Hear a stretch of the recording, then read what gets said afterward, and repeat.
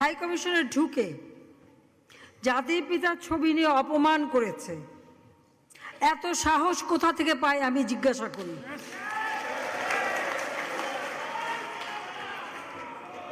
আমি জানি না আমাদের হাই কমিশনার এখন কারা বসেছিল এবং তারা সেখানে কিছুই করতে পারলো না কেন, সেটাও বড় প্রশ্ন।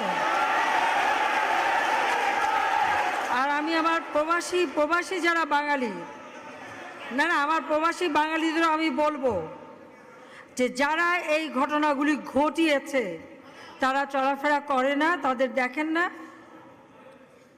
যে হাত দিয়ে জাতির পিতার ওই ছবি নিয়ে তারা ভেঙেছে, তাদের যা উপযুক্ত করা উচিত সেটা করতে হবে।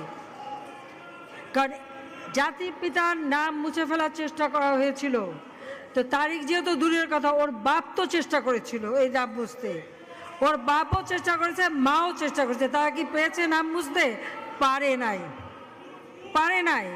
ইতিহাস কখনো কেউ চাপা দিতে পারে না।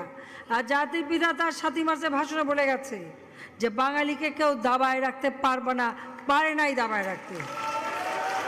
তা আজকে এত বড় দুঃসাহস হয়ে যায়।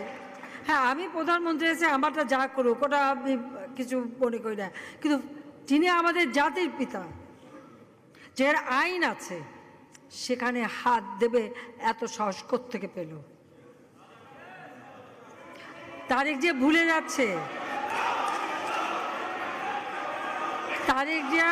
যাচ্ছে যে তার মা দুর্নীতি করে জেলে গেছে। আজকে তার